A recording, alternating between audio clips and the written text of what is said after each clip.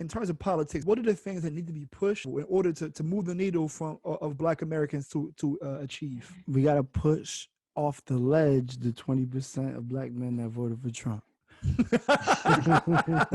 got to push them off the ledge first. Let's find it. Clear out house, clean house, and start from scratch. That's what it's an ISO. Me and you, fam. It's an ISO. You're now tuned in. You're now tuned in. You are now tuned in. You're now tuned in. You are now tuned in to the Juxtaposition Podcast. What's going on, y'all? Welcome to episode 22 of the Juxtaposition Podcast, aka the Extraordinary Nobodies, aka the Starting Five, aka the Five Heartbeats, aka Four Heartbeats in the Possible. I'm your host, Arsenio Hall. We got my man, the myth, the legend, the chef back. KV is in the building. Man, what's good? I missed y'all, man. Missed y'all last week, but I got a chance to hear y'all. Y'all sounded pretty good. Thanks, brother. My friend. Thanks, brother. You were missed. You were missed. We also here with CEO. Yes, sir. I'm in the building. You ain't got a little diddly? Not yet? Nah, I'm waiting till for my a little diddly.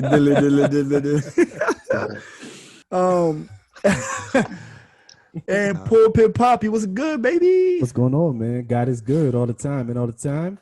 God is good. There you go. A couple of y'all go to church. Hey, listen, man. I'm classified with the most hell points, but how come I know it? I mean, I was late in the crowd getting involved. I know if I should shoot my shot or not. We are missing Money Bag. Yo, this episode you gotta take care of some business. So, we 4 strong. He's securing the bag. As he should. To keep his persona. As he should. Put a cha-ching right here for my man. When back in the day, like when your people die, you pour out liquor and throw a cha-ching for Money Bag. Yeah, throw a cha-ching. So yeah, man. So just for context and for historical record, we are recording on Wednesday, November 4th, which is the day after Election Day 2020. And as we speak right now, the count is Joe Biden 264 electoral votes to Trump's 214 electoral votes. So if we get some breaking news, which won't be breaking to y'all, we'll let you know. We'll let you know. As always, we're going to start with the question of the week before I get to check in with y'all. The question of the week that I have is around allyship and white folks. Mm-hmm. Does it make you uncomfortable, or does it make you comfortable when white folks are like super allies, like where they go super hard for like black issues, like the Jane Elliott's? I mean, you could use her if you want, but I think she's more of a scholar than she's an ally for sure, but yeah, she's not your coworker that's going to be like, how are you doing? Any causes I could donate to? Does that make you comfortable or uncomfortable? I feel like you got to discern where it comes from. There's so many quote unquote allies now, right? That you don't know if they saw the George Floyd video and the Ahmaud Arbery video and saw how things worked out and just suddenly got a sense of like guilt, like, oh, I didn't notice that has been going on for so long. Like, so you don't know if it's like true allyship or they're just kind of becoming aware, or if other white people are now getting more comfortable speaking out against it. And so they're like, okay, yeah, now I can speak out against it as well. Right. Sometimes you can tell though. Like sometimes you can tell if this is new or if this is something that they've been feeling for a while. You know what I mean? I always like to think about like when people get woke, like when they're born again Christian, they want to talk about it all the time. Yeah, they want to talk about Jesus all day. It's like, thank you, Jesus. This water is cold. Like, my man, we get it. We understand. Like, and then they start imposing it on other people. Like, right. Yeah, I agree with Cleveland. It depends on where, like, you know the person. If you've never had a conversation with this person and they coming out of nowhere, then you kind of skeptical. Like, where you coming from with this? Are you an informant or are you woke? Like, are you trying to get the scoop so now you know how to counteract that? Like, who do you work for? Who do you work for? Exactly. So, I mean, it does make me a little uncomfortable. The reason why is because I hate explaining it. Like, because then it leads to more questions. I wish, I mean, it's important to explain it for education purposes so that way they can go and then they'll feel smart and then go past it. And that's, you feel like you're being used. Sorta, yeah. What's the word they call that? like what's the word when they say like white people come and like want to Colonizer? take the culture? What's the other? There's like Culture Gentrification? vulture. Appropriation. yeah, like culture vulture. Like they're gentrifying me, like my pain or something like that. Like they're trying to. Oh yeah, they politicize your pain. Yeah, I don't know. It does make me feel a little weird, but sometimes depending on where it come from, I feel like flattered. Like, okay, you sure you want to ask me these questions? Because I'm coming with the full steam ahead. So, take it or leave it. Right. How about you, KV? Man, that's a good question.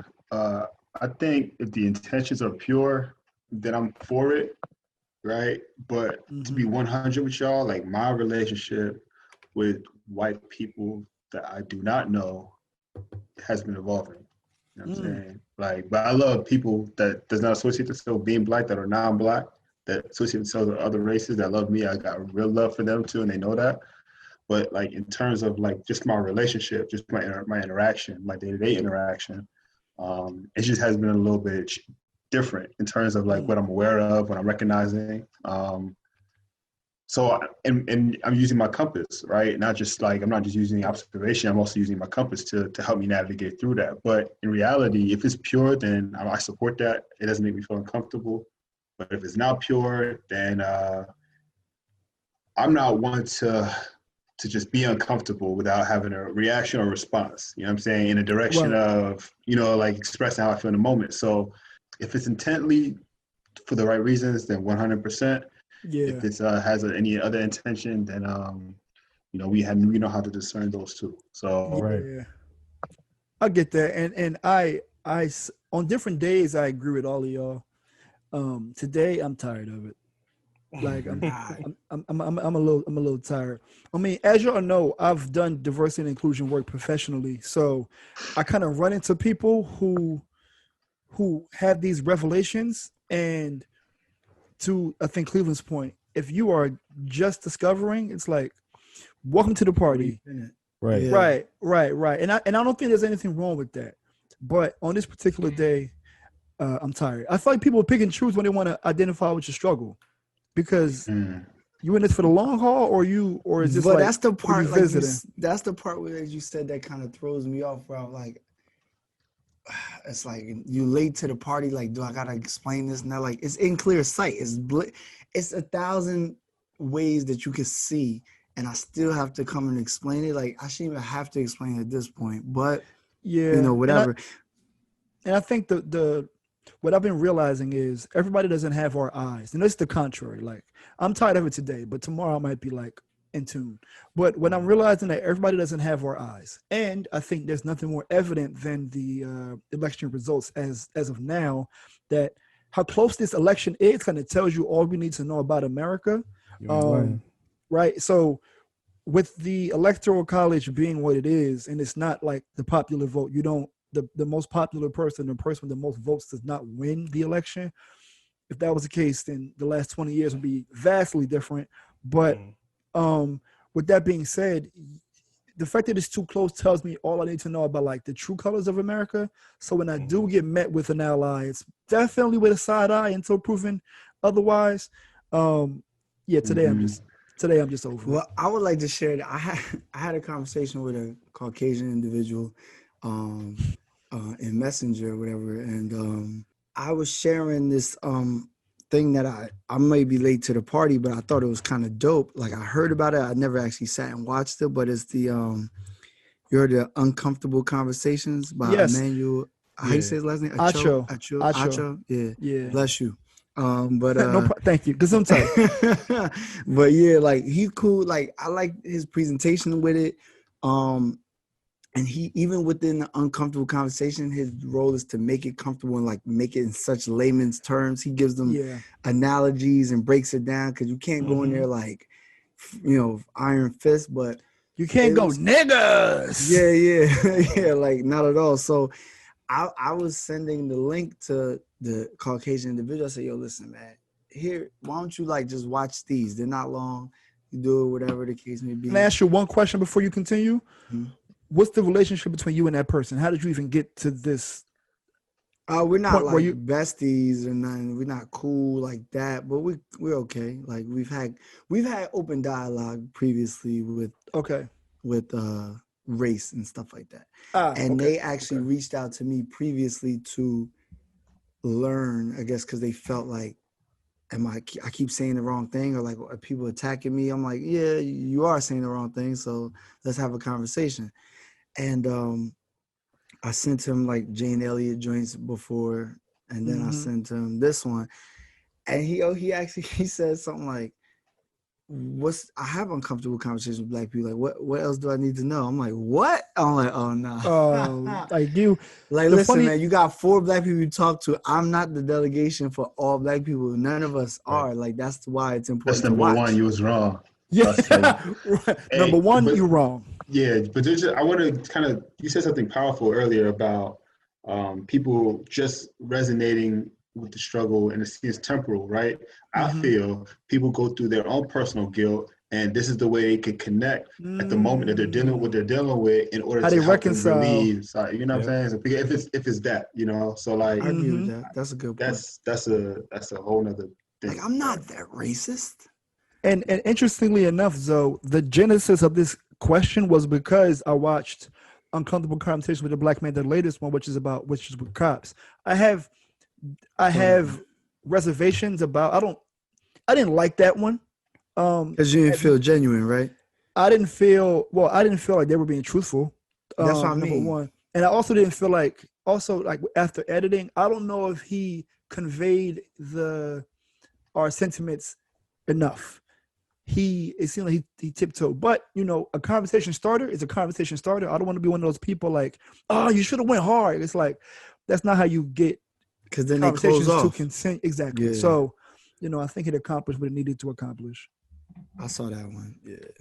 Have y'all seen that, Cleveland and Kevin? I've seen it. I haven't seen the latest episode, but I've seen a few of them. I saw a couple of them. He did the joint with Chip and Joanna Gaines. Yeah, I like them. I like them too. Yeah, like that's like the model for like what you want your family to be like, living on a farm, but like multi-millionaires, like, you know what I'm saying? But still humble.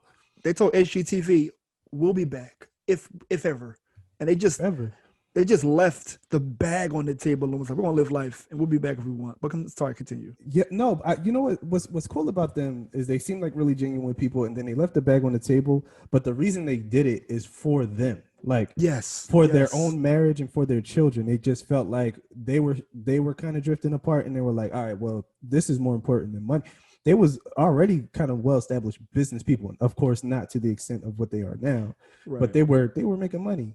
So, I thought that was really cool. But I also saw the one where he had interracial relationships, and I thought that one was really cool as well. Oh, with PK Subban, the hockey player? Did you see the hockey player? Yeah. And the girl's like an Olympian, and then the black girl from The Bachelorette. She was the first black bachelorette or something. I don't know. I can't keep track of these first blacks. Uncomfortable Conversation with a Black Man with Emmanuel Acho. And he's the guy that took Jason Whitlock's place on Speak for Yourself. Speak for Yourself on FS1. So he's on TV every day with Marcellus Wiley. Super. He played in the NFL for briefly, but he's more known for playing for University of Texas football.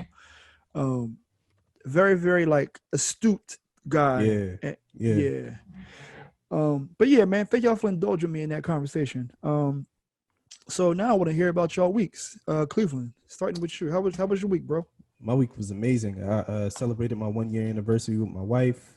Congratulations. Thanks, man. That's super dope. Thanks, yeah. 1 year down, man. Forever to go. So, if y'all can't see him, he blushing. He's like, I'm happy, man, because it's been, I'm so happy because it's been a year, and it's been a year where we literally have been in each other's faces for like most of the day, like in the house, quarantine, not going too many places, and it still seemed like it flew by. We having a lot of fun, man. So it was just cool. But we went out to Portland, Maine. And just the first black couple to ever go to Maine. I'm telling you, they love black people out there, man. Like, honestly. Oh, hold on. So Maine went to Maine. Yeah, that's a good one. Maine on the Maine. But well, specifically Portland, man, it's super liberal out there. Super Okay. duper liberal out there. And like it was these white folks out there like boycotting this one store for being racist to one of the black employees. Like, Oh, that's so lit.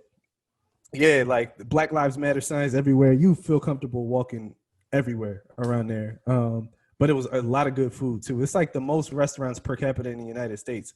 It's per capita because it's not a lot of people in Maine, clearly. Right. But it still was mad restaurants in Portland though. So it was cool, man. It was a good time.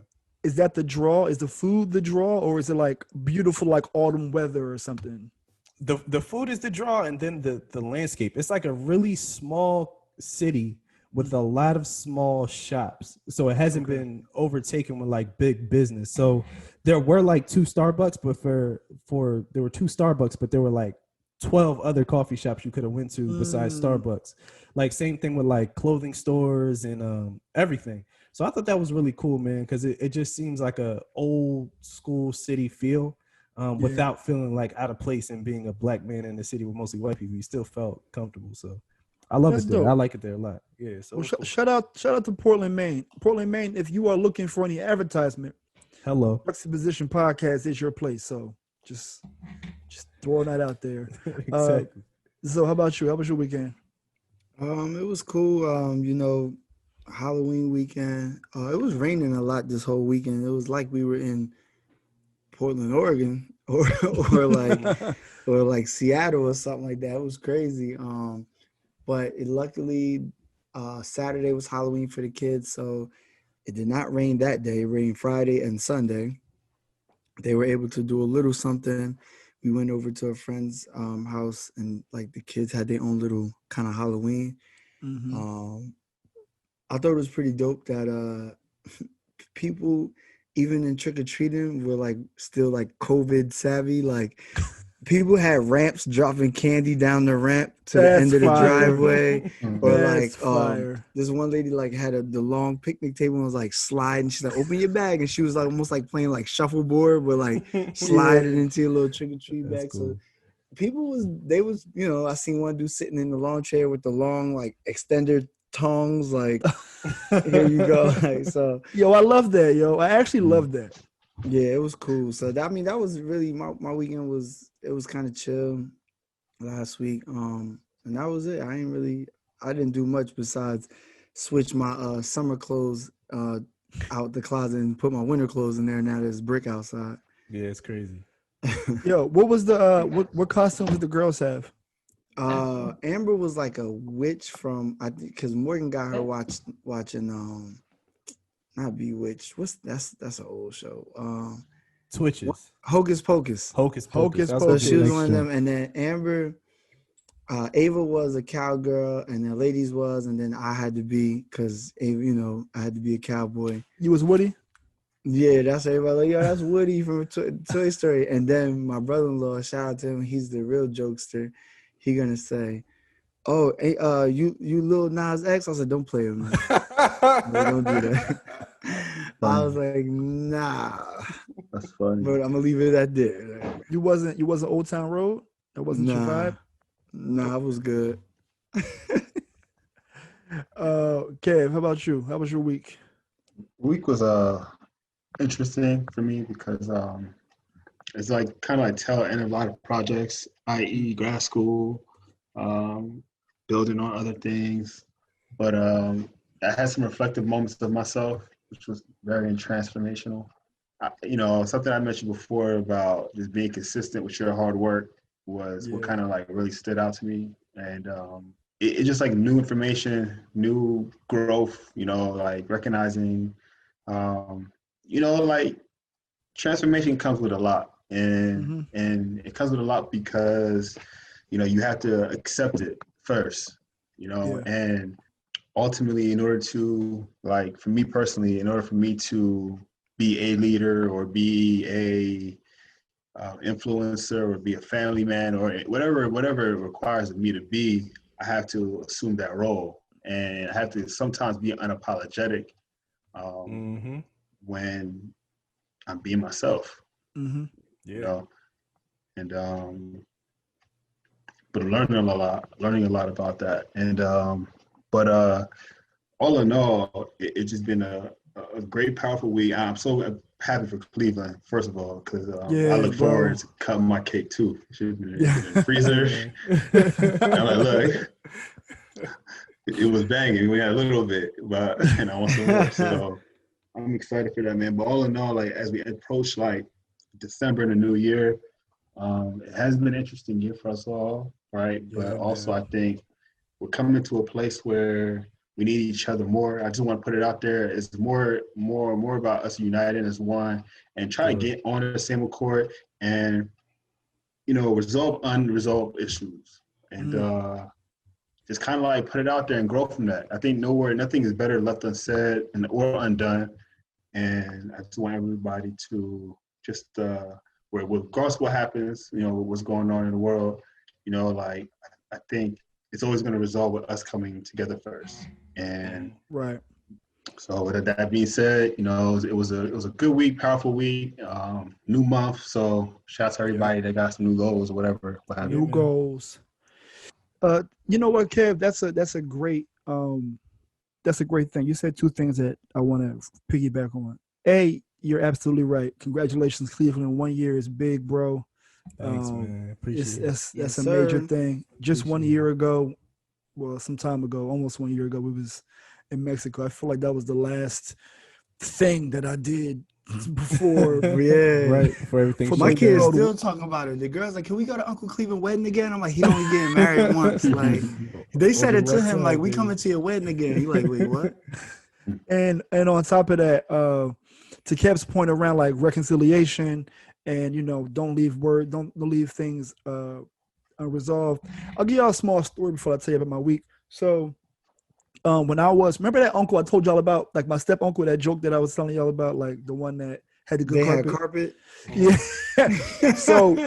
So he took my aunt and their family to Texas, like this basically start a new life, like in '96. And that's my mom's sister. They were tight, super tight. And I kind of grew up with my cousins like they were my brothers. Similar to how you are with your cousins, same vibe. So we kept in contact super heavy when I was, up and through high school and even when I got to college. And when my mom passed away, my aunt came up and the girl cousin came up, my girl cousin, but the boys who I was close with didn't come. That's fine. You can't drop everything and come to a funeral. But they didn't text me. They didn't call me. It was radio silent. And my mom was like a second mom to them, I felt the way like, yo, you my family, bro. Like, and I hadn't heard from you. So that was 4 years ago, but I kind of held on to it a little bit. And when I went home, I talked to my grandma and I told my grandma about that. And she was like, and now my grandma is on their side for everything. Just let that be known. But she was like, oh no, that's not right. Like, nah, like she was like taken back. So I think she had words for them, and my cousin reached out to me, who was like my brother. He reached out to me about 2 weeks ago. And he was just like, yo, I didn't know what to say. I loved her like she was my mom, X, Y, and Z. And because it was 4 years ago, I was able to have that solace and be like, we can talk, So, so the interesting thing was I was able to share a little bit of my current life with him. And he's seen the hoodies. I sent him one of the sample hoodies and he was like, yo, this is fire.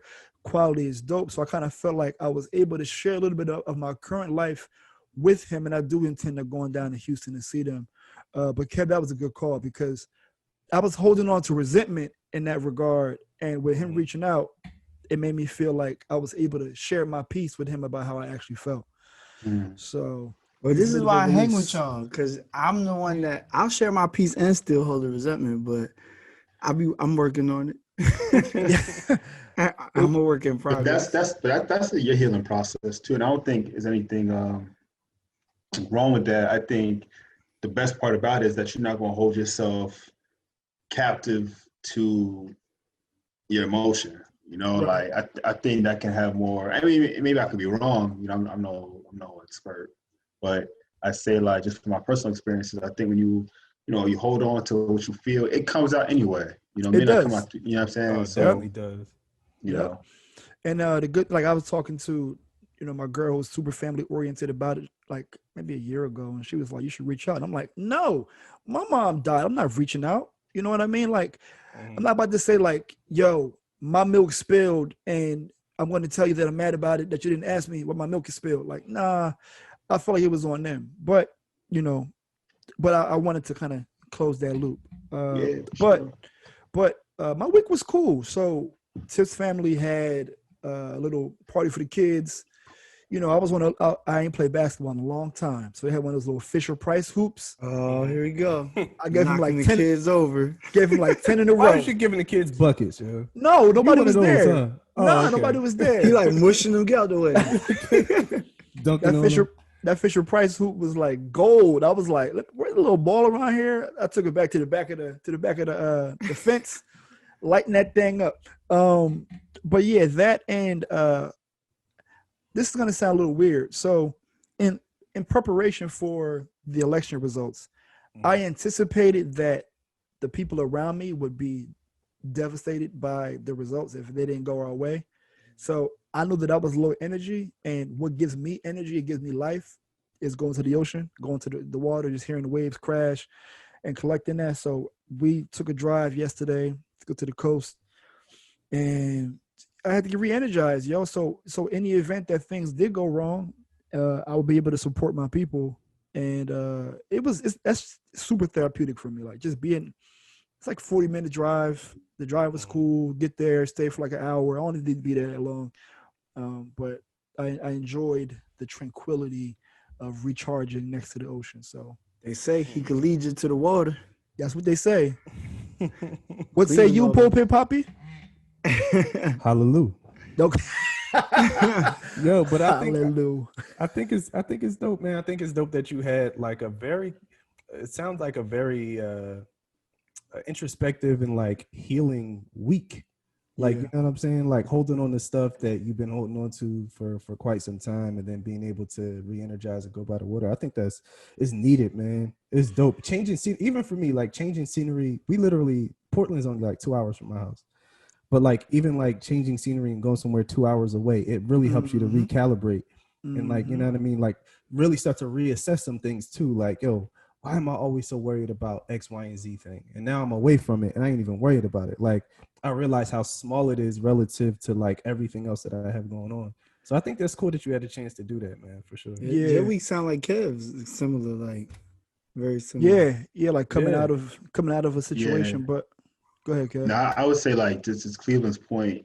Man, meditating is the idea, is the term, but giving your mind time to recover, sleep away from the thought, to grow, right? Because it's just like if you're doing an exercise somewhere, if you're doing bicep curls the whole time, it's not growing that moment. It's growing when you're not doing it. You know what I'm saying? And you got to give yourself time to rest, whether it's 15-minute walk around, lay down, close your eyes, and then get back into it. Like you'll find like you're more efficient in reaching the end goal of whatever problem solution you were trying to like unravel, because you've given your self time to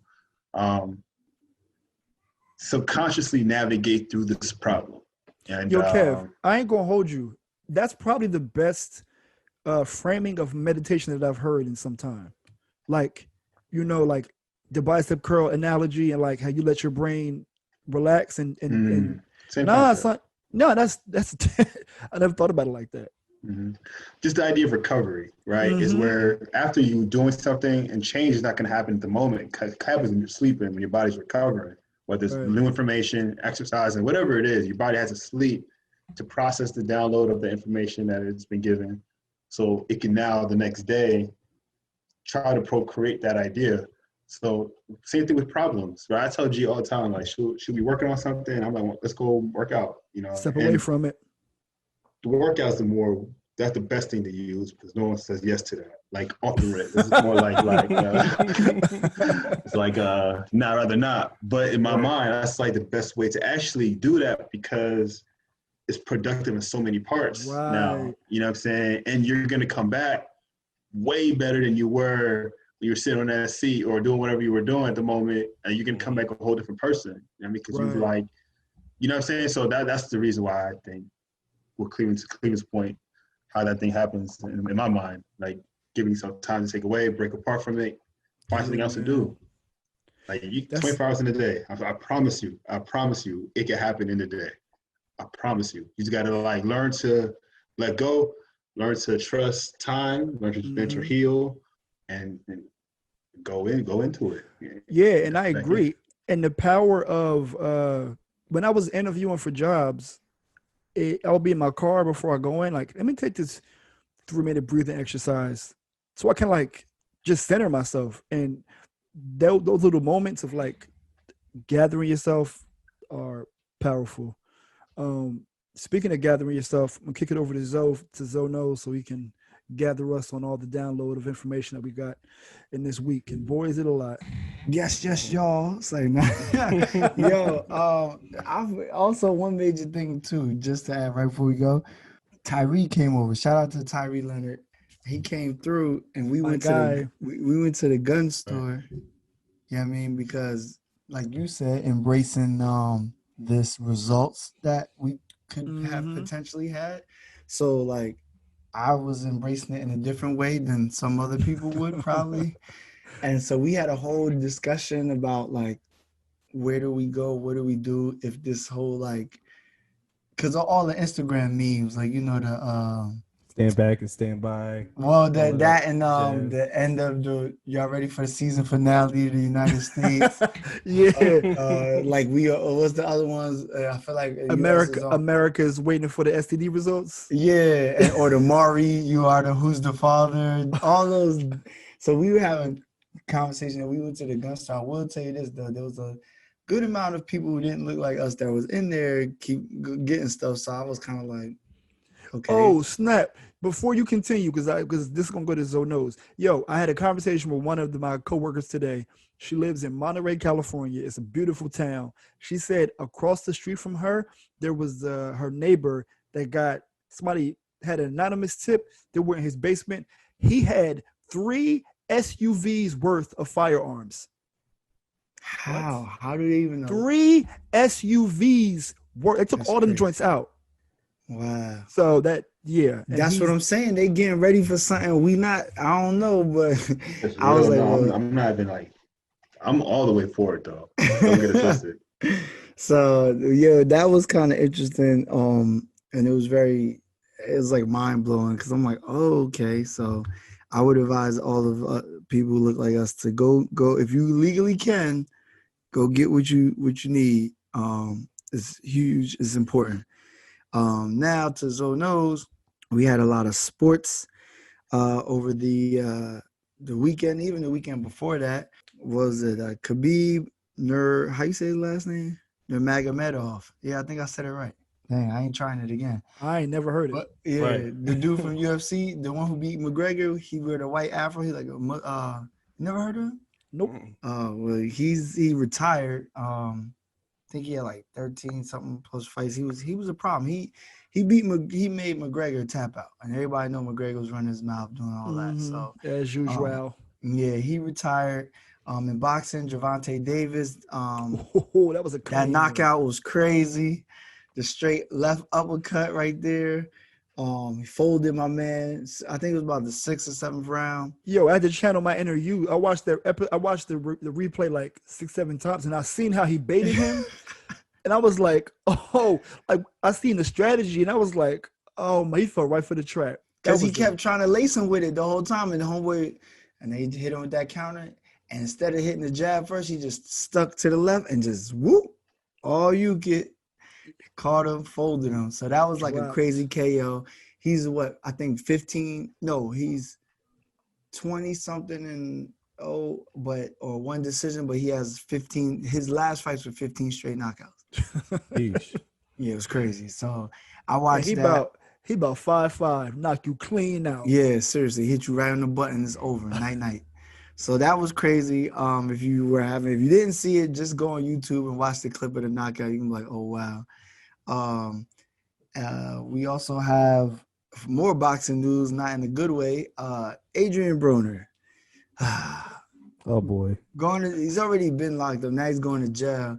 Apparently, he had court issued payments for people that was, I guess, sued him, and they won in the decision in civil court.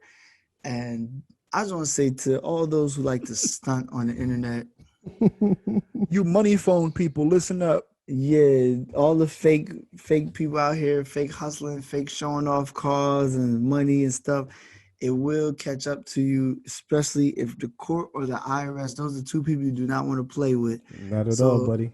Essentially, the judge said, you know, I gave you too many chances, and where's this money that you got coming from? And then he started mumbling and stumbling, talk about my friends give it to me. He said, so if they, you know, the judge is like, well, if they're giving you money, he's like, well, what are you doing with it? Oh, I'm paying my bills. She said, so whose money is that in the video that you like? The judge was going in, yo, like it was crazy. So He name dropped people. yo, he named Gervonta Davis. The man just won the fight. He like, yeah, like my friend, they like, yo, my man, leave me out of your stuff, you know? Right.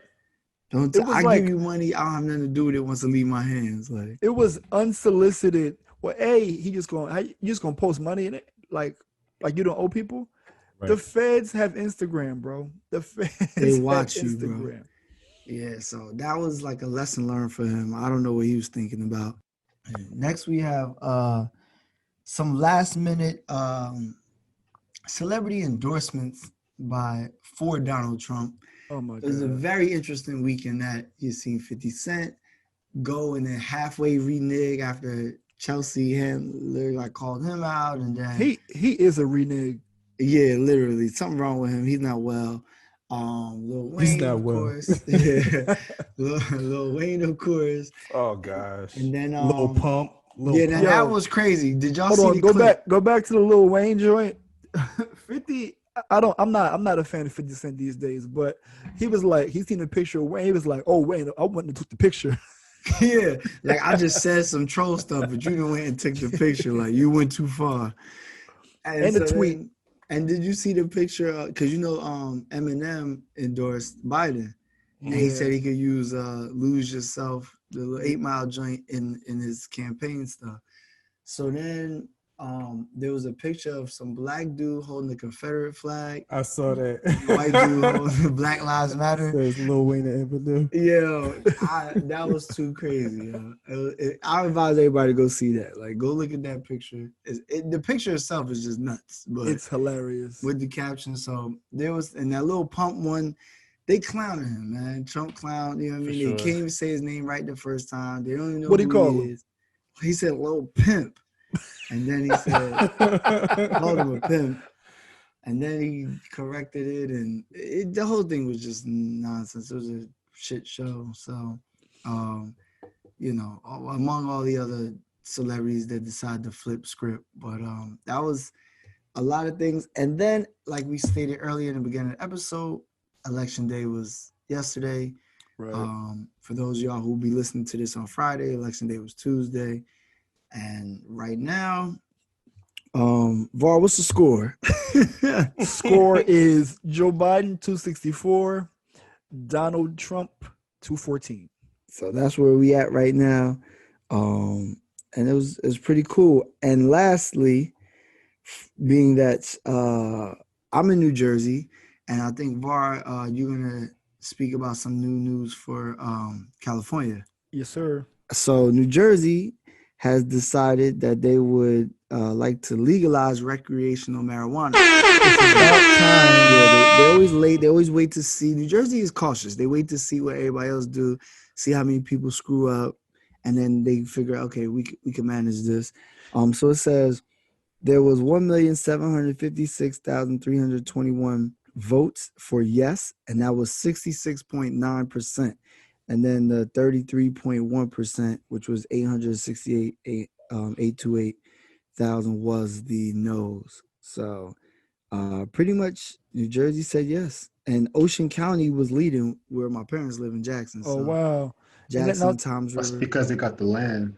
Yeah. Yeah, they could grow it for sure. But then also I feel like some people that are opioid crisis people, they live out there.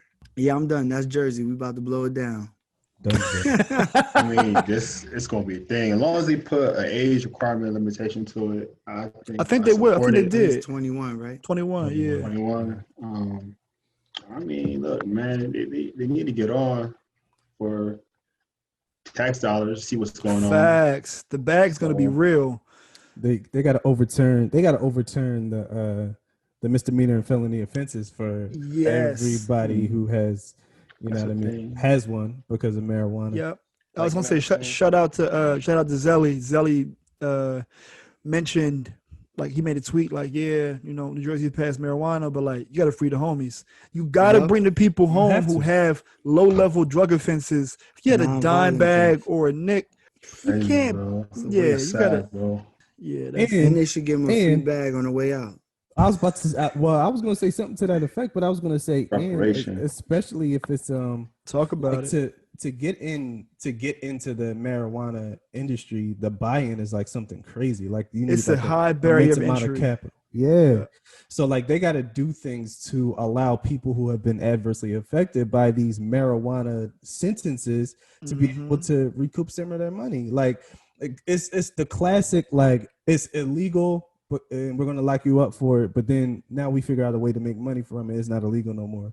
Like, I mean, Cleveland, you gave me the analogy. I'm not sure if you want to share this about your job, but like, about how people used to run numbers. It's literally the same thing, bro. Like, y'all know, y'all grandparents have probably told y'all about the numbers guy. My grandfather used to run a spot. Yeah, like so that's the thing, is like they used to run numbers, and then they cracked down on running numbers because they couldn't control the money. And then that's when lotteries began. Lotteries are still fairly new. Like lotteries aren't like an old thing, but 60 years old, that's about it. Exactly. So then that's when lotteries came about, because lotteries were basically taking something that was illegal. That's why people who play the daily games, they'll still call it the numbers. Like, I'm gonna play the numbers. Play my number.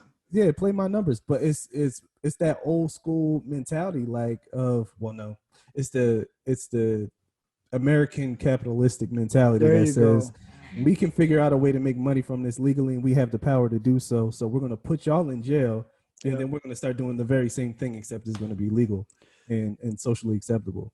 Yep, numbers, marijuana, liquor with prohibition.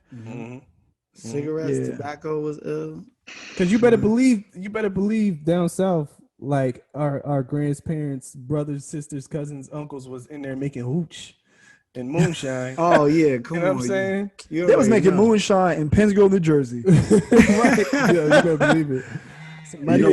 South bar, right? Like South Jersey, nigga. Yeah, we laugh about that, but you think about it, like, and this is some history stuff, right? When you talk about Red China, right? And I'm not. So what Red China was about was when America and European tried to dump opium on them. Like, here, hustle this for me, right? So they dumped opium on China. Everyone started going crazy. Everyone started getting addicted crazy. It was like an outroar. Chinese folks were like, nah, we're not doing this no more. What you think they do? Y'all gonna sell our dope. He came in there and kind of create havoc, broke shit down, got all crazy. You know what I'm saying? So this is the people that has grounded our country. You know what I'm saying? Yeah, like Red China. Look into it. You know what I'm saying? Something else for people to look into is Iran Contra. And if you ever watched Snowfall, or if you ever heard, not the rapper, but Freeway Ricky Ross talk about how drugs landed in America in the crack epidemic, I ain't gonna say no more, but yeah, along the same lines, Kev, you push this. But they were like, we're not. This is not gonna work for us. People are dying in the streets, and they didn't like their no, and they came and did what they do, and that's how it go. But get into election results. Like we mentioned, election results are still, for the presidential campaign, are still rolling in. But I wanted to highlight a few propositions that passed in California or didn't pass. So starting with Proposition 16. For context, California does not have affirmative action. California abolished affirmative action in the late 90s, and they made it illegal to admit folks to college or jobs or county institutions considering race, gender, X, Y, and Z. if you know anything about history, there was this thing called the California Master Plan, which is a way to divide the UC system, which is UCLA, Berkeley, UC Irvine, UC Riverside, X, Y, and Z, and the CSUs, which is like your San Diego State, San Jose State. Those are two different systems within California. California Master Plan was to send students to these places. Once they took out affirmative action, the enrollment for these places drastically dropped in the late 90s. So California has been trying its best to get it back, finally got it back on the ballot, and California voted no on bringing back affirmative action in those institutions, whether it be community organizations, universities, jobs, what have you. So Prop 16 did not pass. Also, something that did not pass was Proposition 21, which is trying to establish rent control on properties that are 15 years or older. This sounds stupid. Why would you vote no on the highest place to live in America? It's beyond me. I don't know. But some good news. Proposition 17 was passed, which restores the voting rights to felons or previously incarcerated people whose rights have been revoked. So that's a major win for California. They have a huge population of formerly incarcerated people. Go ahead, Cleveland. I was just going to say, can we go back to 16 real quick? Right, yeah. Yes, Sure. yes. Yo. No, that was 21. 21 is rent control. Yeah. 21. yeah. So my fault. I misspoke. So, yo, that's crazy to vote no on that, because literally you can tell that it's in an effort to continue gentrification. It's literally in an effort to continue to raise rent in cities, in city areas, to where people can make more money off of these apartments that these millennials and such are moving into and paying these crazy high rent for. But then, Sister Shirley, who lived there for years, can't afford to live there anymore. Now she has to find a new place to stay. It's crazy to me that wouldn't, it's not crazy to me, but it's a shame to me that wouldn't pass, because it's not thinking about those who are on a fixed income, who can't afford rent hikes, who are getting kicked out of their apartments and have to find new places to live. Gentrification is out of control, man, and it's a real thing. So I'm really sad that did not pass. I don't even. It's disrespectful too, because like I'm paying you, like, you know what I'm saying. It's not like you not getting paid. Like, you got to get more. You got to be greedy and force me out. Like, so the opponents of Prop 21 say it would make it less affordable for builders to construct more housing, affordable or not, at a time when California has a massive housing shortage. It would also decrease revenue from cities and state governments already cash-strapped by the pandemic, which to me isn't a good enough reason. I think it's the people in power. And living out here in California, there's a lot of power in the campaign spins and what makes you think what is what on the ballot. For instance, Proposition 22, which is app-based, to make app-based drivers and independent contractors to be employees. That was on the ballot. And California voted no, and to keep them as independent contractors. So what that means, that proposition passed or failed? That proposition passed in order to keep them as independent contractors. So don't make them. So they are not employees. So what that means is that they do not. I think what it is for them, honestly, on the business side of things, they look at it from the fringe benefits, which is insurance, dental plans. Yes, exactly. So it could essentially make the service a little more expensive if they went that route. So I could see like low key why.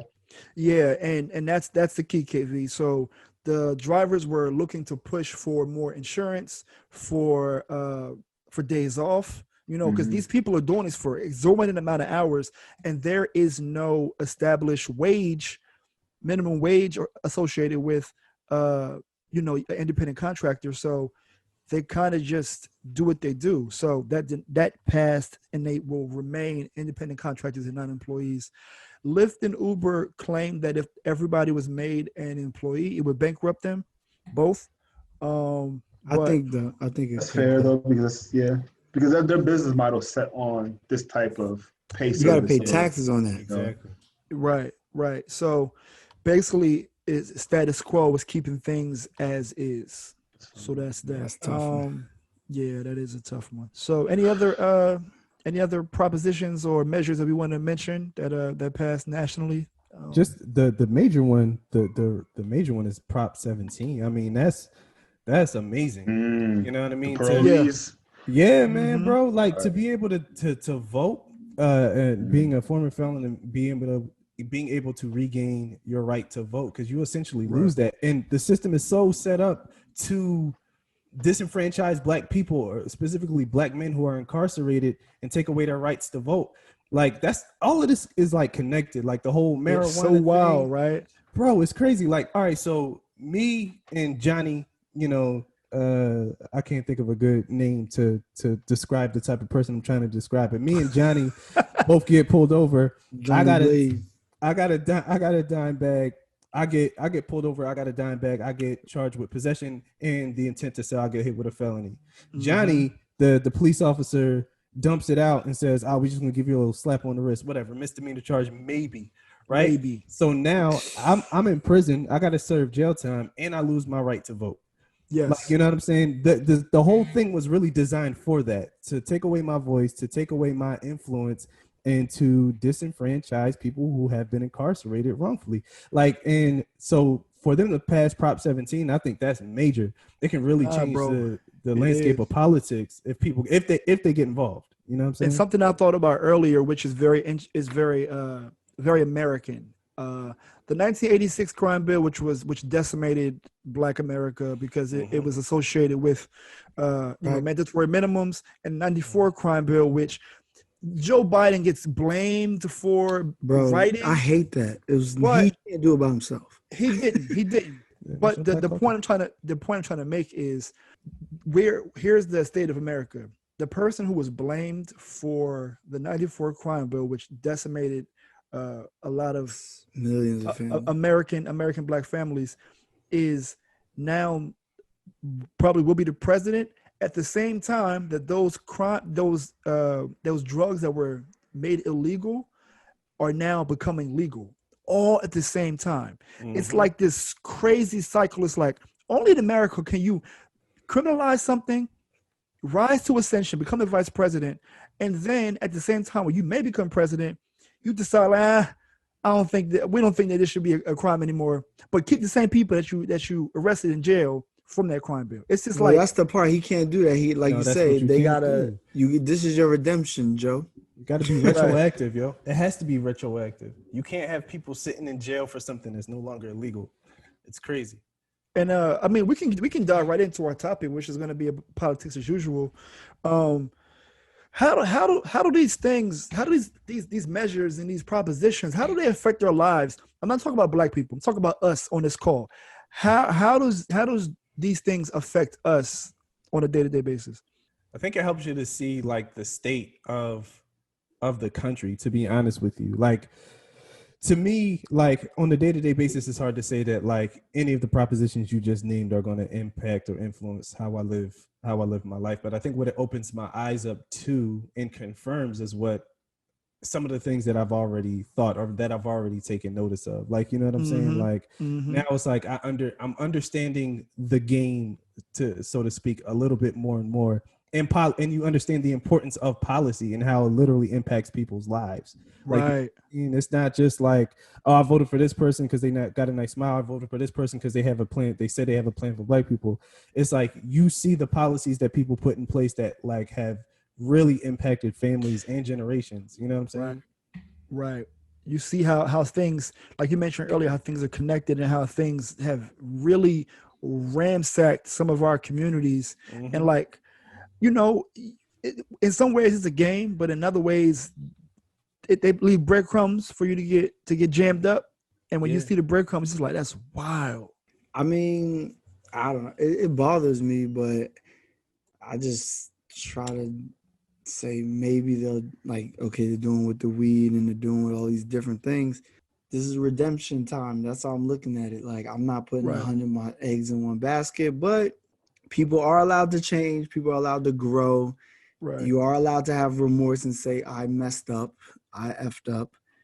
But the whole political process, the nonsense that they're doing, the games that they playing on both sides is just like, it really drives me nuts, to be honest with you. Because we, the people, as they like to say with everything, we just trying to live.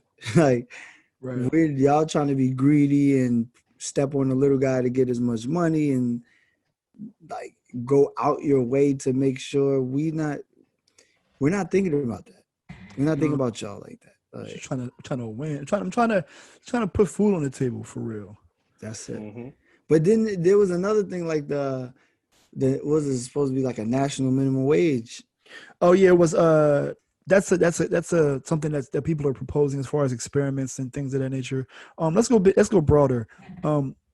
When did y'all begin to get involved in following politics? And how have you evolved from that point?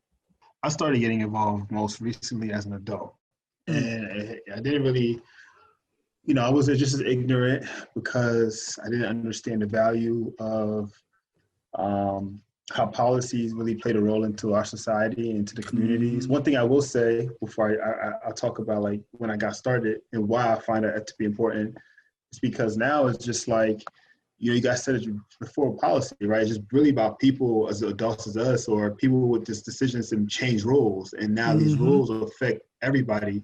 But I haven't really been hearing too many things about, that's indirect talk to make, it's almost like these laws are being passed, propositions are being passed. I haven't really been hearing too much about what policies that are going to be in place to impact positive change in the Black community. Outside of speaking about, okay, marijuana, that's because they now found a way to earn profits from that business. So now it's only right that we have to let go now, because that's the thing. To allow this to move, we have to allow that to go. So my only concern is that, yes, I understand Biden's in place. I understand Biden's better than Donald Trump. But I haven't really been hearing too much anything about, positive impact on the Black community. You know what I mean? And that worries me a little bit. And now as an adult, you think to yourself like, this affects businesses, this affects communities, this affects future generations, this affect, unprivileged people who are not in privileged positions. This kind of widens the gap of disparity, So like, we're not doing anything to close that gap is my thing. So there's nothing that has been in place. So I'm just concerned because now I'm thinking about, it's not so much about me right now as it was when I was 21, maybe, right? It's so much about the future. In the future, maybe, that's really the drive now. And I don't really see too much push for the future outside of like just radical artists and entertainers stepping into politics that aren't really getting the true leverage, so to speak, to push whatever agenda that they may have in place. So what I will step in here and say, you know what, Kev, I think you're right to a point in terms of, I don't think the things that Biden has been talking about for Black America has made it to us. But I went on his website real quick and he has a lift every voice plan. It's not very specific, but it is a plan. That's the point I'm making. I'm sorry if I wasn't clear. My thing is specific actions to attack Black community outside of the general population, outside of status quo.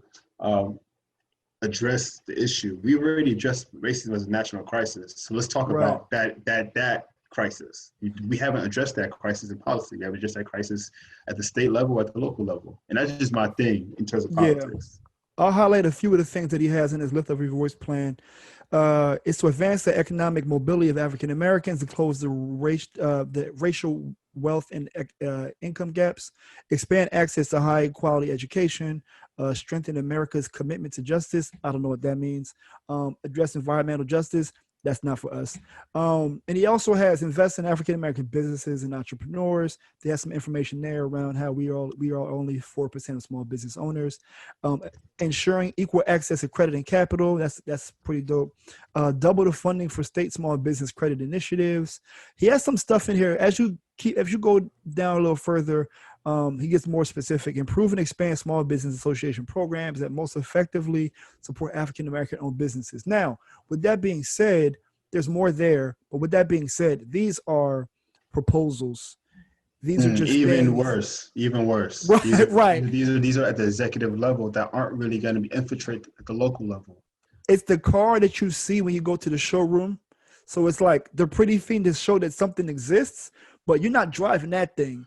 It just, there it is. So there's a good chance none of these things get passed. I want to be an optimist and say that if Joe Biden does win the Hill, that some of these things will come to pass.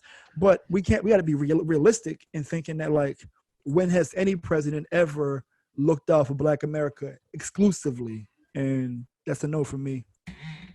Well, Yeah. I think a lot of it too, like, I know we put all our eggs in one basket with Obama, but that's the thing that's important about the whole, like, voting thing is, like, even when he tried to, they blocked it. Like, Yeah. you know what I'm saying? So we can't even put the onus on him like he never thought about it. Oh, he did. But they was like, nah, not. They hit him with the Matumbo, like, not in my house. So hopefully with Kamala Harris there, that'll help. Biden gonna have to deal with a lot of guilt anyway. People gonna be on his neck. I would tell you that. It's different than I feel like it was before. But like Kev was saying, like, they don't have nothing really tangible. They keep saying black and brown, and mixing us all up together. Like, It's not really the same. It's not the same, man. Not the same struggle, not the same thing. Because a lot of the other people's struggles that come here is like, y'all never took care of the original ones. Like, you know what I'm saying? Facts. So when you do that, it'll be a domino effect of the other ones. So, I seen an analysis on the economic impact to Black Wall Street burning down, right? And I never thought about this. The economic impact was that Tulsa, Oklahoma lost millions by burning down the community. They thought that they were destroying Black communities, but like their economy crashed when Black Wall Street was burned. And they didn't know that them destroying it had an adverse effect on their community for generations. And what they don't see, some people are so short-sighted in terms of just viewing, if you give Black Americans something that, oh my God, what they don't understand is that we are spenders. When money and initiatives go to Black people, we boost the economy. And as you can see now, people are hurting for money. The economy is suffering. And I wish James was here to speak to that. But what we contribute to the world and America specifically is we spend the money, for better or for worse, but we are specific drivers in making the economy, spin and twirl like a car. That's why they always say if we just stop for one day, we will shut this shit down. Like, if we just literally I disagree with all of y'all. For real, talk about it. And I don't got to be a financial analyst to tell y'all anything about, that at the end of the day, the economy, Tulsa definitely was Black Wall Street. Obviously, it was a multi-million-dollar function. I mean, there's a lot of things that was going on in Tulsa. But one thing that we don't recognize is that it hadn't been mobilized yet. It was a model that had it gotten to the Northeast. I think we're talking about scaling. For sure. So, it had its thing. I mean, obviously, on the economy level, but I think your point that I try to grasp was if you pour money into the Black community, then we'll boost the economy. I think is the rationale, right? Do I agree with that? I doubt it. I think consumer spending really goes up. I mean, we already have influence and power, but we're looking at it from a concentrated perspective. You know what I'm saying? Like, we're how many people of the world, essentially? And I mean, we talk about consumers, like goods. I'm sure that's textile and consumer goods are the biggest goods of our market. Clothing, right, and natural resources are pretty much what all of us spend our money on, right? I guess it helps the economy. I don't know if it changes it in a way where, I guess, what was your point? Your point was that Tulsa had a big impact. Yeah, I can go back. No, so I was linking Tulsa to people being short-sighted and burning down something with hate and not recognizing that the thing that you're burning down actually affects your own community. It's more about, well, this has nothing to do with economy now, because that's where I kind of felt that I disagree. I don't disagree so much with the economy and us kind of pushing the economy with our consumer power. I do agree with that. I think it's so much to do with not allowing Black people to have any independence.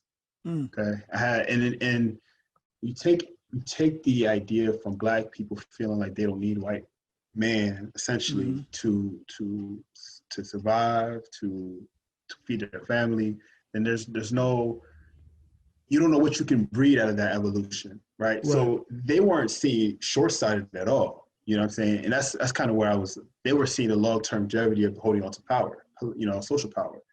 So that's why there's no fear in burning a town down, bro, with people that don't look like them, because they saw, and I can't see that being I can't see that as being a reactive moment or motion, right? That takes thought and planning, and that takes a lot to go into a whole town and say, I'm gonna burn this thing down.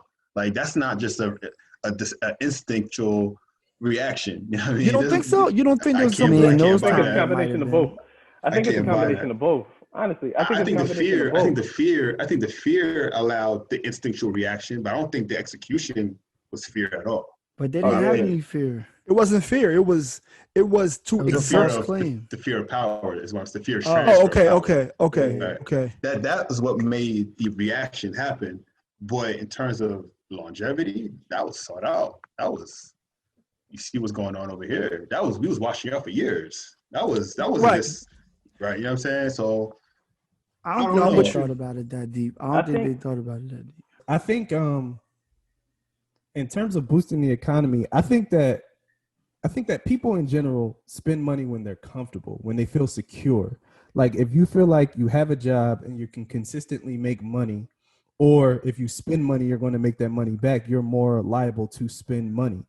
So I think Black people boost the economy, or have the potential to boost the economy more, when they are more comfortable with their surroundings, more comfortable with their jobs, more comfortable knowing that they're not going to leave their homes and get harassed, or go to the job and get harassed.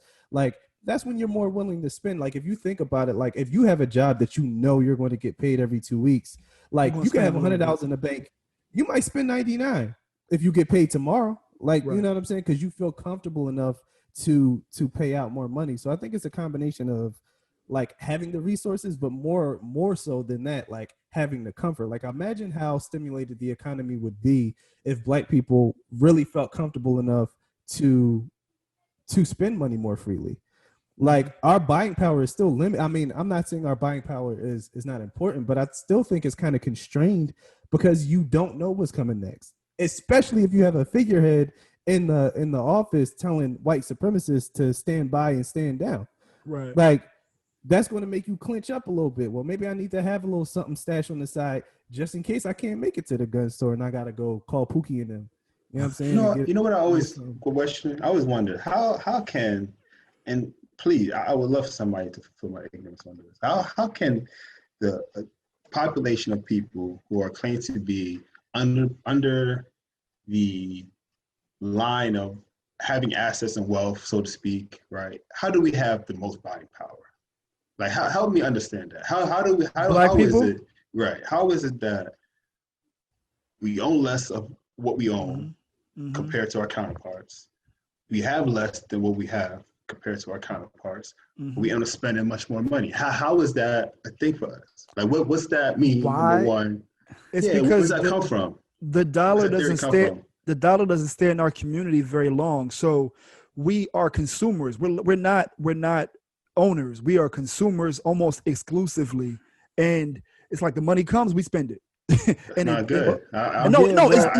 It's not good, but it's almost like, because I was seeing Kev's thought process, and that's where he was going. And I wanted to first say that pumping money into the economy, not to say that you were saying this, but I'm just saying in general, even into Kev's original statement, is not going to fix any of the other real problems. It'll help a little bit. It's like putting a Neosporin on before the Band-Aid. You know what I'm saying? Like, so it'll help a little bit, but it's not going to do anything as far as the other. There's so many different things that's messed up right now that aspect for Black America. Yes, just for us. Right. I'm not talking about in general. I'm not talking about I'm not talking about brown. I'm talking about Black, straight Black people.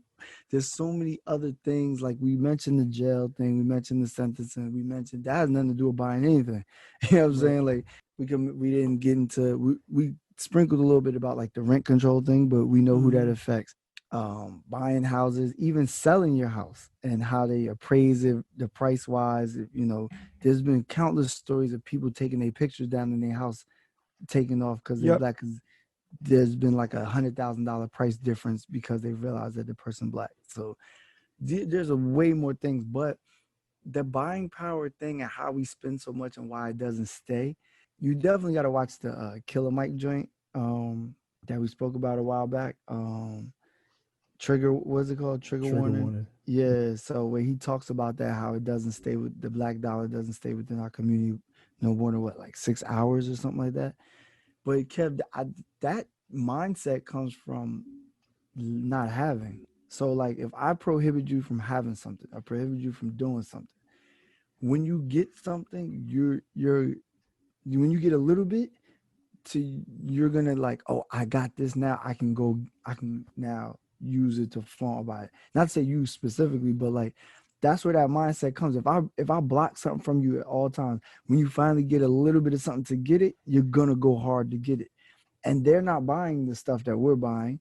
And what Var said, we don't own that. So essentially we're constantly putting money back in their pockets and leaving ourselves even for necessities, because it ain't even just about flashing, even for necessities, right? Because that was part of like Killer Mike's like a farm and stuff like that. Did. Like, yeah, he was trying to spend money in black businesses all day, and it was extremely difficult to do. So it's not even always about like flashing and getting some clothes or getting some sneakers, getting a new car. It's like literally, okay, if I want some good produce, I got to go to Whole Foods. Like, you know what I'm saying? So black people don't own Whole Foods. I'm gonna give us some free game for us. And I pray on that the person who hears this, that's in the right state of mind, has the right heart, and has the right leadership to push this idea. But if you live in a city, if you're in an inner community and there's a vacant building, I would urge, and I wish I was in this young spirit, but I would get as much dollars as I can from my community and open up a grocery store, which is within my community. We all own it. We all contribute our funds to this. We all get here. I just manage it. I manage the delivery. I manage the quantity. Maybe once a year, I get some dividends out. Maybe something really light that's manageable to show you ownership, but really is to really like create our own community. And I would start with food because food is something that we all need. Then we get successful with that. We do school. You know, I'm just saying that because behavior is so radical, so simple, but very radical, right? And it takes a simple concept for us to do a radical change. And, you know, so I invite anybody who's willing to do that. But that's my thing. My thing is that something simple as that, where we're not saying like, you don't got to leave the house to go shopping. We're just saying, let's just be more aware of where our dollars are. Our dollars are who we are. That's our sweat. That's our work. So let's manage that the right way. You know, sometimes we can't control it. You ever think about, like you said, the grocery store, right? But where are we getting the food and the goods from? Y'all speaking about a food desert. A food desert is if you don't have access to fresh food. I think it's within 5 miles of your house. See, Regina and I had this conversation not too long ago, and I was arguing that they never given a demographic or a radiance of what that means. You know what I mean? So that's cool to hear. 5 miles. Okay. But when you think about it, I specifically grew up in the food desert. Like we had a grocery store, but it was trash. Like the produce it was never fresh. I live in the country, you know, I'm from the country. So for me to be surrounded by people that make the produce and the produce that gets to our grocery store was trash, it's kind of like, this is on purpose. But you don't know that until you grow up. You're like, man, this is crazy. So we're leaving the conversation on the economy. I want to talk about the implications to, what are the implications? What are the measures that need to be moved in our communities in order to push the needle? Like, what are the things? Because in my opinion, marijuana and felons voting, that's not a black only thing. Like, I hate to put that just on black people. Like, you can't just generalize that. Right, You're not gonna accept that generalized. You're not gonna accept that. Exactly. So from your opinion, in terms of politics, what are the things that need to be pushed, even if it's just high level, in order to move the needle of Black Americans to achieve? We got to push off the ledge the 20% of Black men that voted for Trump. We got to push them off the ledge first. Let's find them. Clear out house, clean house, and start from scratch. That's what it's an ISO. Me and you, fam. It's an ISO. Javante Davis in the corner for real. Word up, you gotta catch his uppercut and sleep on it. Night. That's education what for sure, though. Definitely education. Definitely make education more accessible. Healthcare more accessible. Education, health, and I'm just going with the bare bones right now. Right, you know, right. but definitely those two are top of my priority. Would be on my priority list. You know, just to make sure we're healthy, because if you're healthy, you can be productive, right? And if you're educated, then you can rationalize. So bare bones. I mean, for me, I mean, I'm sure there's more others that but that's for me. Yeah, I'm gonna go on an education tip, Kev, because since I've been working in my company, we use this phrase that I had never heard before I started working there, which is underconnected youth, right? So it's the notion that you were almost one person away from the job that you need, one person away from the information that you need. But oftentimes our communities are underconnected. So if I had to just put one thing, I want every kid to have a brand new computer and Wi-Fi every 3 years, like a brand new computer, something where they could actually use. And because how you always heard, like in the old days, they had like 3 or 4 books for like 30 kids to like go around. Oh yeah. You know what I mean? But like these days, you don't need books as much as you need a computer. And if you give somebody a computer, I do believe you give them an opportunity to survive. You give them an opportunity to win. Give them a chance to survive. Gotta throw housing after that, because we're talking about the youth now. Then they're gonna need somewhere to do all of that. You know what I'm saying? So gotta make sure the housing's straight. I think to add another layer to what you guys have already mentioned about education, I think the curriculum of like specifically like grade school education has to be completely revamped to give Black people a sense of pride in their heritage, in their value. I think that's like the major thing. Like you think about going in the U.S. history class and you learning about all of these quote unquote founding fathers, and the first time you see somebody that look like you, they're in a cloth diaper and chains.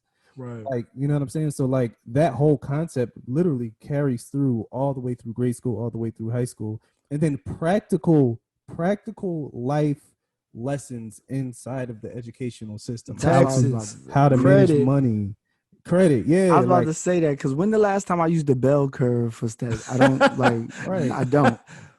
But Johnny tell me how to balance a book. Who the fuck is Pythagorean, and why the fuck I need his theorem? Yeah, who cares about him, right? I ain't still to this day I ain't used 3.14. Pi. Yeah, pi.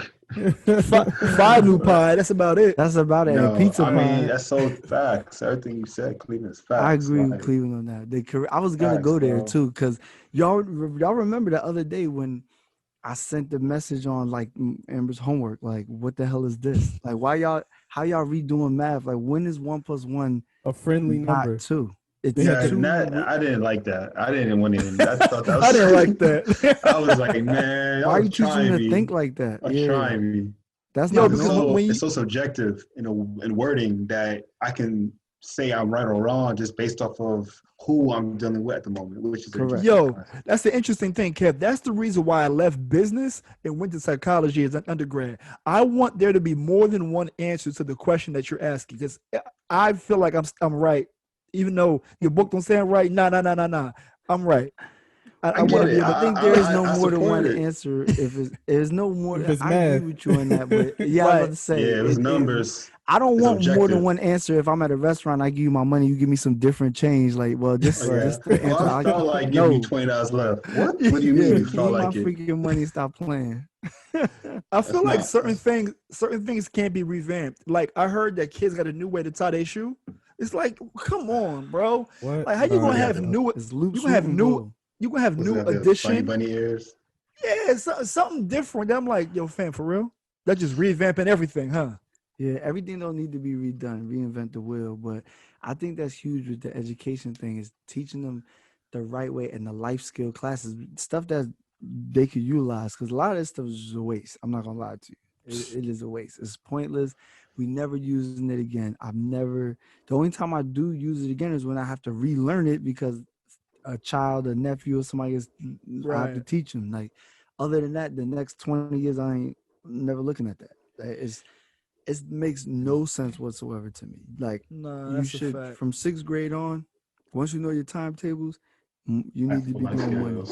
Yeah, oh, you know what, Kev? I'm going back to what you said earlier in terms of survival. I think we need entrepreneurship classes from a young age. Like teaching people, if you teach young Black children to fend for themselves earlier, they will be less dependent upon the system that doesn't care about them anyway. Yeah, or give them an option. Right. Yeah. If you're in the DMV area, check out Instagram, Imagine an Athlete. Hello. And they are going to be providing some dope resources centered around entrepreneurship, mental health, recruiting, and you get a great workout. Is there an age group? Is there age group? High school, because the transition is for high school to go into college in a structured way. So check out the Imagine an Athlete, and then I got 5 scholarships. So hit me, and then we'll plug you in for any high school kids. Yeah. Shout out to Imagine an Athlete. Hit your boy KV up. KV the chef. Shout out hit him up. You know. I got a question for y'all. What about like a class on like curriculum, like on how to learn?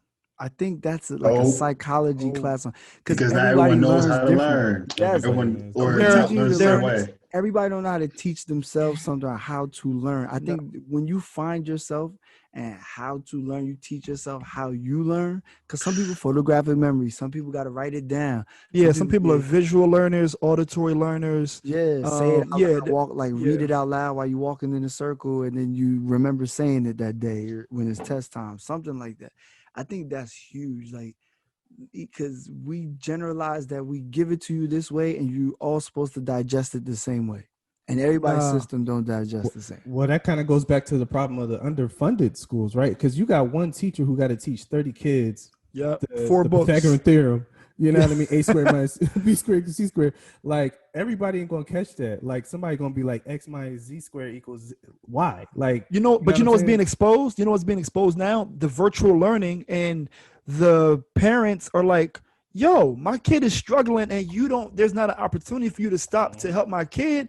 I don't know what the hell you're talking about. So like virtual learning is kind of also making it a little more difficult for it's revealing things. Yeah, it's exposing things.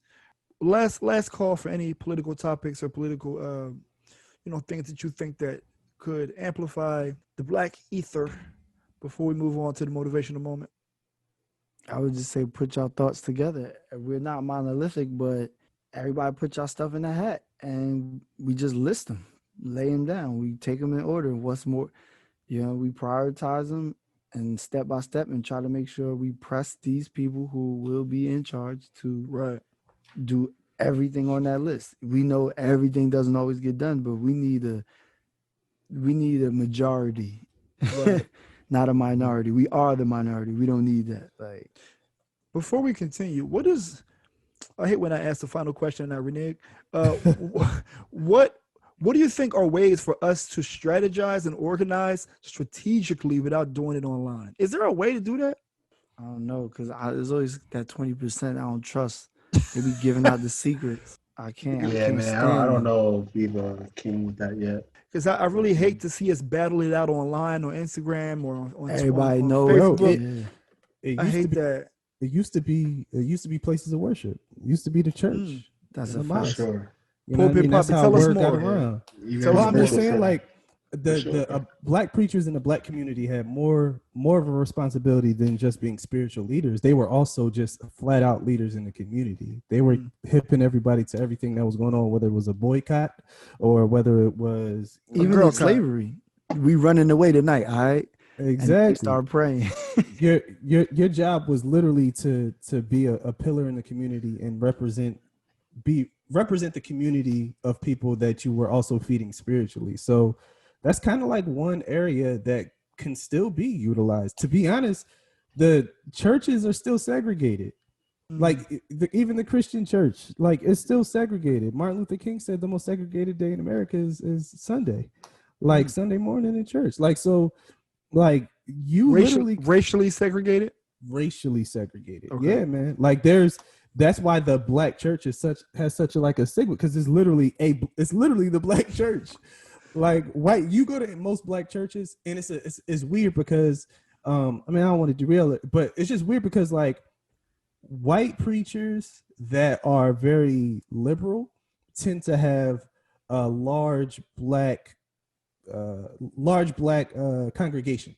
Like black people will follow a white preacher. You go to any black preacher, even the biggest preacher in America, Bishop T.D. Jakes, if you look in the audience, it's still predominantly black. Very, very few white people. So there's still a thing like where white folks are still cautious about following a black preacher. Black people are less cautious about following a white preacher. But I just said all of that to say that it's mass segregation in the church. If you wanted to pass a message along from site to site, you could do it through a church. You got just tell them to start passing the message and lay off passing the collection plate. five times hey, like money bags. Word up. Hey, Clee, I just wanted to say, like, you are on point with that. You guys know Stephen Furtick? That's what I was thinking about. That's my man. That's what I was thinking about. Y'all seen who he had hosted last week? He had Darius Daniels, right? Yeah. Oh, he had Darius Daniels on there? Yeah. They're all like close friends.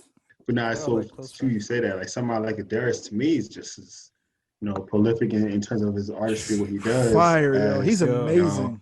He's smart, yo. Yeah, he's tough. He's He's brilliant. And Cleveland, like, he's so smart, yo. Like, so I'll tell you, last week I took he offered a free masterclass on how to study the Bible. He still has it up on YouTube. Like, I would encourage you to go look at it. Bro, like, he's brilliant. I don't even know how to, like, he just breaks things down in such a way where, like, and it comes so fast. I had to pause it. Like, wait. I got to think about what you just said. Like, I can't listen to nothing else. Yo, he's just brilliant, dog. He's just brilliant. I love his ministry. He's smart. He's articulate. He's what a preacher should be. I mean, also on some real stuff, I see that in you. Oh man, that's a huge compliment. I was push stuff in layman's terms for our dumbasses that we all right, word. Good luck, Cleveland. Appreciate it. It's the good look. Like, nah, thanks, bro. Appreciate that. Word. I don't feel as dumb as I really thought I was 2 minutes ago. If only you could delete hell points. That. If only. Well, when you get ordained enough to delete hell points, let us know. Give us an email. Seriously. I'll see if I can work something out with God on that. Please talk to my man. Put in a good word. Letter of recommendation. Yeah, I was going to ask you who messed up the leadership aspect of black pastors being community people. Was it Creflo Dollar? Because he was asking for a whole plane. It's not any one person. Al Sharpton with the slick back. It's not any one person. I think where it went wrong, where it went right is also where it went wrong. What I mean by that is, like, in the black community, you didn't have to have credentials in order to be a preacher. Like, you didn't have to go to a certain school. You didn't have to go to seminary. You literally just had to say, I'm called by God and now I'm a preacher, which was a good thing on one regard, because even seminaries weren't letting black people enroll in seminary. Like, you literally talk about a Christian school that wouldn't let a black person go to a Christian school. So, like, in order to be a preacher, you kind of just had to say, like, hey, listen, I think I'm called by God and you can go. So it allowed those who were really, truly gifted to have a platform, but then it also let a lot of other people sneak in. Like, you know what I'm saying? So, like, I think that's where it went wrong, is, like, you just got these people who just want to do something with their lives, and they're like, oh, I got a couple suits and I know a few scriptures, so I'm a pastor now. Come follow me. Like, the baggy joints. So I think that's where I got a couple suits. Not holding people accountable. Yeah. But yeah, we're gonna get out of here, get out of this topic and move on to Motivational Moment. Thank y'all for talking politics with me, man. I love how the conversation just went from one place to the next. I love it. Only at the Juxtaposition podcast. All right. Poppy, over to you for the Motivational Moment. Thanks, man. Appreciate that. So the motivational moment for this week, I was studying last week, and one of the things that I came across in my studies is the power of a seed, the power of something that is singular and something that most times is very small, but has the ability to produce and impact multiple things. So when you think about it, the definition of a seed is something that has within itself the ability to create more of itself. So humans or males, we have seed, and male seed can create more humans. Apple seed can create more apples. Wheat seed can create more wheat. But the beauty of that seed is that when you plant a seed, you don't just get one apple. When you plant a seed, well, sometimes you just get one baby, but you can have multiple at the same time. So like, you're always able to produce more than what the seed, than the quantity of the seed. And that just shows how impactful a seed can be. And the Bible uses several different analogies interchangeably with the term seed. And one of the things that God has given all of us as a seed is our gifts and our abilities. But the beauty about our gifts and our abilities is that although we may look at something and say, well, only thing I'm good at is one thing, public speaking. The only thing I'm good at is one thing, sticking up for people. But what God wants to show us is that he can use that one thing to produce and impact many things. And one story in the Bible that represents this is God gave Moses a rod. And when he gave Moses the rod, Moses laid it down, it became a snake. He pointed it in the air. He brought winds and he brought hail. He touched the water and it became blood. So he was able to do multiple things just from the one gift that God gave him. And I think the encouragement is that whatever it is that you can do, even if you feel it's only one thing, it has the ability to impact and produce many things. And what God wants us to do is what he told Moses to do. The first thing he told Moses to do with the stick, which is to lay it down. He told Moses, take that stick, lay it down, and let it become. So what he's encouraging us to do is take your mind, take your small mind off of the gift that he's giving you. Stop thinking that all that you can do is be a good public speaker and do presentations at work. Stop thinking that all you can do is cook some meals from your for your family. Get your mind off of the small way of thinking, lay down your gift and let it become what God wants it to be, and watch it multiply and watch it produce. And that's the motivational moment. Hallelujah.